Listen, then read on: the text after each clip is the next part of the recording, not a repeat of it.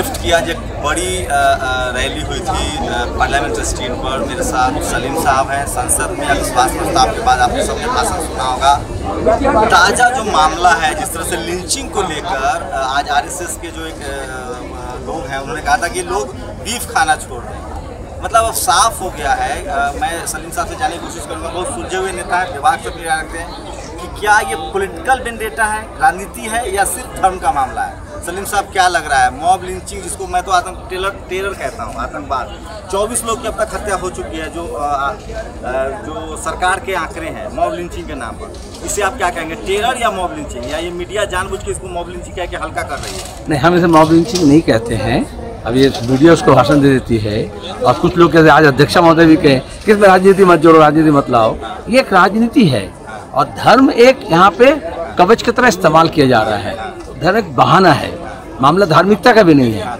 और ये इसलिए है कि ये पूरे विश्व में ऐसा तथ्य हुआ है, जो कमज़ोर है, जो दबे कुचले हैं, वो अपनी आवाज़ उठाने का और अपनी मांग मांगने का, अपने अधिकार की प्रतिष्ठा की लड़ाई ताकि नहीं लड़े।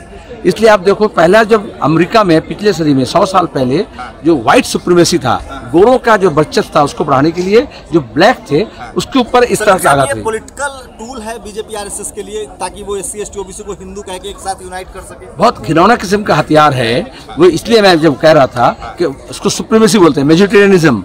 जो मेजोरिटी है वो माइनॉरिटी को दिखाता है कि हमारा ताकत है, और ये वर्चस्व दिखाने के लिए संसद के अंदर हो, संसद के बाहर हो, गाँव में हो या अलवर में जो हुआ, कि जहाँ भी आप भीड़ इकट्ठा कर लेंगे, वो संगे संग वहाँ पे आपका जो है फैसला सुना देगा। तो आपको क्या लगता है, जो बाकी के नेता हैं, जो लीडर ऑफ अपोजिशन है, या बाकी के जो नेता है, क्या वो क्यों डरते हैं कि हम मुसलमानों के साथ, दलितों के साथ, पिछड़ों के साथ खड़ा होंगे? जो कॉन्स्टिट्यूशनल वर्ड्स है उसको क्यों इस्तेमाल नहीं करते, और वो क्यों नहीं कहते लोगों की भाई ये पॉलिटिकल एजेंडा है? अच्छा, जो ऊना में हुआ, और जो अलवर में हुआ, या जो उन्नाव में हुआ, चाहे वो बच्ची के साथ बलात्कार हो, चाहे कोई चमड़े का खाल उड़ा रहा था मरा जानवर का, उसको पीटना हो, या स्वामी अग्निवेश को के ऊपर हमला हो, या लातेहार में कोई मुसलमान बच्चों को टांग दिया जाए, या पहलू खान जुनैद का मामला है, ये जो फांसीवाद का जो आहट है, उसमें ये होता है कोई कानून, कोई नियम हम नहीं मानेंगे, हमारा शक्ति का हम प्रदर्शन करेंगे। और उसको वो, जैसे इंद्रेश कुमार आज कहे, उससे बिल्ली जो है झोला से बाहर आ गया। इंद्रेश कुमार को मुसलमान और मौलवी मौलाना के साथ संपर्क करने के लिए आरएसएस लगाया था पिछले 2 दशक से, तो वो कहते हैं कि बीफ खाना छोड़ दो। इस तरह से वो कहते हैं कि बाबरी मस्जिद दावा छोड़ दो। इस तरह कहते हैं तुम्हारा अधिकार छोड़ दो। दलित को ये कहते हैं कि तुम क्यों आवाज उठाओगे, तुम घोड़ी पे क्यों चढ़ोगे, बारात ले जाओगे। तो सलीम साहब, रास्ता क्या है? जो एससी एसटी ओबीसी माइनॉरिटी के नेता हैं, तमाम दल है, वो तो एकजुट हो नहीं। बीजेपी 40 दलों का गठबंधन कर लेती है, आप लोग तो 10 दलों का गठबंधन नहीं कर पा रहे हैं। आपने खुद अभी सवाल पूछा, इसलिए उसका पहले ही का जवाब भी दे दिए कि ये नेताओं का मामला नहीं है।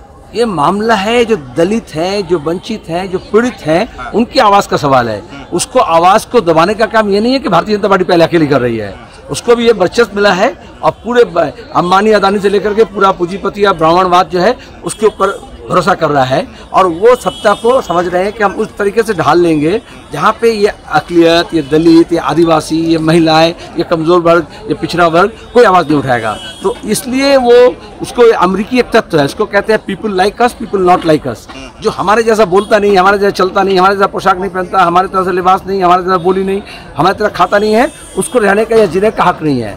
तो इससे ग्रेटेस्ट ह्यूमन राइट्स का जो है सबसे बड़ा मानव अधिकार का लांछन है, और इसलिए वो उसको तत्व देते हैं। और यहाँ पे उंगली पकड़ने से आपको दुम पकड़ लेंगे, आपका दुम पकड़ खींचेंगे। सलीम साहब, बहुत गंभीर मसला है, क्या लगता है? आप लंबे समय से राजनीति में हैं, इस तरह के हालात, इस तरह का डर, इस तरह का एट्रोसिटी, तमाम चीज़ें हो रही है एक साथ, लेकिन नेता सड़क पर उतर नहीं रहे हैं।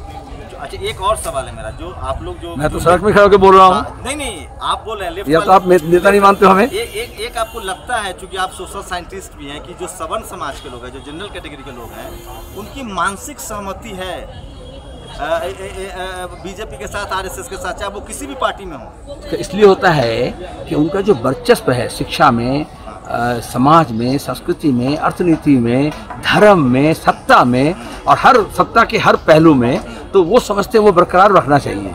और इसलिए जो भी अधिकार मांगेगा, हिस्सा मांगेगा, प्रधानमंत्री तो बोल दिए भागीदारी, वो अंबानी का भागीदारी उनका हो सकता है, जियो का, लेकिन जो आम जनता का भागीदारी तो देना नहीं चाहते हैं। और ये कोई भी दल हो, कोई भी नेता हो, उनको ये रखता है कि कहीं हमारे हाथ से तो वो रास्ता नहीं चला जाए, इसलिए जनता जो है वो इकट्ठा होती है। अब आज देखो ये जो विरोध हो रहा है अलवर के घटना के बाद, मीडिया तब बोल रही है, वरना मीडिया तो बोलना चाहिए था जब अवार्ड वापसी हुआ तब तो नहीं बोली, तब तो बोले मैन्युफैक्चरिंग का डिसेंट है, जब पद्मश्री पद्मभूषण कर रहे थे। तो जनता जब इकट्ठा होगी तो वो बाध्य होंगे। और अभी सुप्रीम कोर्ट ने भी संज्ञान लिया, जो सुप्रीम कोर्ट ये जो दलित बलित इसके लिए वो भी तो एक हिस्सा है स्टेट पावर का। और कुछ दिन पहले तो हमने देखा दलित का रिजर्वेशन के सवाल क्या लगता है जो बीजेपी आरएसएस की आइडियोलॉजी है वो कोई कार्रवाई करेंगे? कभी नहीं, वो आइडियोलॉजी के मुताबिक ही तो हो रहा है जो कुछ हो रहा है। चाहे मुख्यमंत्री बयान दे, चाहे कोई मंत्री उसको माला पहनाए मॉब लिंचर को, चाहे कोई मॉब लिंचिंग करे, चाहे पुलिस ले जाने में अस्पताल में देरी करे। सॉल्यूशन क्या है सर? सॉल्यूशन यही है कि जो दबे कुचले और जिसके ऊपर परेशानी हो रहा है वो इकट्ठा होंगे। और ऐसे होता, आप जो कहा था डर से अगर कोई नहीं उतर रहा है तो डर का यही मामला है, डर से डर को फैलाया जाता है। और एक बार जब डर टूट जाता है तो मैं वो कविता बोला ना अभी आपके उसमें भी, तो देखो अब है कि असल में उन्हें घमंड है सत्ता की अपनी, पर तुम अड़े रहना, वो फर्जी मुद्दे लाते रहे पर तुम असली मुद्दे पर खड़े रहना। सलीम साहब ये बताइए, लेफ्टिज्म जो है, जितने आप लोग इंटेलेक्चुअल हैं, लिखने वाले, पढ़ने वाले, बोलने वाले हैं, क्या लगता है अगर लेफ्ट के सवर्ण नेता सड़कों पर उतर जाए, लिखना पढ़ना शुरू कर दे तो ये लोग टिक पाएंगे? पहला सवाल तो ये है कि मैं जैसा आप बोले कि विद्वान लेखक ऐसा नहीं हूँ, मैं सड़क का ही राजनीति करता हूँ। सड़क से मामले को संसद में ले आता हूँ और मामला आप खुद ने कहा आइडियोलॉजी का मामला है। ये मामला किसके पदवी में क्या है वो नहीं है, कौन कौन वंश में पैदा हुआ उसका मामला नहीं है। सवाल ये है कि आप जनता से जुड़ा हुआ मुद्दों को लेकर के जनता को आप लामबंद कर रहे हैं और सड़क में उतर रहे हैं, या आप जो जैसा चल रहा है वैसे चलता रहे इसका समर्थन कर रहे हैं। देखिए धार्मिक ध्रुवीकरण हुआ है कि नहीं पता, जातीय ध्रुवीकरण में ये देश पूरी तरह से बढ़ चुका है। सवर्ण वर्सेस गैर सवर्ण, SC ST OBC की हत्याएं हो रही है, उसके हक छीने जा रहे हैं। सवर्ण समाज फायदे में है और वो इसलिए बीजेपी के साथ है, तभी तो लेफ्ट जो है त्रिपुरा और पश्चिम बंगाल में भी आती है। सवर्ण ज़्यादा नहीं है, लेकिन दिक्कत ये है इसी सवर्ण के तावे में, झांसे में हो, लालच से हो, अच्छे दिन के वादा करके हो, या धर्म के नाम पर हो, वो जो है दलित को, OBC को, अकलियत को, गरीब को अपने साथ ले लेता है। सर उसको बचाने का क्या रास्ता है? लेफ्ट का एक आइडिया था धर्म अफीम है, लेफ्ट ने इस पर काम ही नहीं किया। ऐसा कोई आइडिया नहीं था। जो सवाल था ये कि धर्म को इस्तेमाल किया जाता है अफीम के तरह, जिस तरह आज किया जा रहा है। ये जो लोग बेरोजगारी के खिलाफ हैं, नौकरी चाह रहे हैं, उस बेरोजगार को ये कहा जा रहा है कि वो गौरक्षक बन जाओ तुम, तो तुम्हारा मामला हल हो जाएगा। मैं जो कहा तो 1% के हाथ में जब 99% संपदा इकट्ठा हो जाता है, जब इंक्रीमेंटल, तो 99% को वो बांटने की कोशिश करते हैं। हम लेफ्ट वाले यही कहते हैं कि लड़ाई 1 के खिलाफ 99 का है, और वो 99 को वो ये अफीम का गोली खिला रहे हैं। और इसलिए वो नशा मुक्ति का भी, चाहे वो धर्म का नशा। एकजुटता बनती थी कि 2019 में क्या आप लोग एक अलायंस की तरफ जाएंगे? क्योंकि चुनाव ही सोल्यूशन मुझे लग रहा है कि जब लोकतांत्रिक परंपरा ऐसा बना है हमारे देश में, चुनाव एक बड़ा भूमिका लेता है। लेकिन चुनाव तो मशीन से होता है, लेकिन मशीन के पीछे जनता होती है।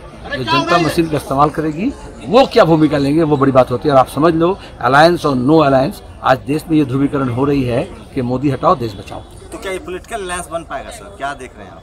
यही तो पॉलिटिकल है, ये शब्द ही पॉलिटिकल है। जो बीजेपी हटाओ, संघवाद हटाओ, और संघवाद के खिलाफ जो जनवाद है उसको मजबूत करो, और वो होगा चाहे वो कहीं अलायंस हो या कहीं अलायंस नहीं हो। क्योंकि देश की स्थिति एक जगह एक किस्म की ध्रुवीकरण हो रही है।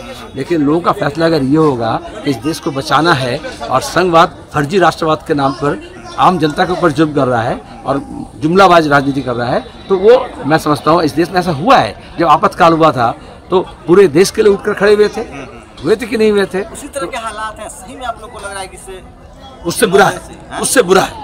वो था संविधान के अंदर एक धारा है, उसको लगा करके और संसदीय प्रक्रिया को इस्तेमाल किया गया था। और यहाँ ना संसद माना जा रहा ना संविधान माना जा रहा है।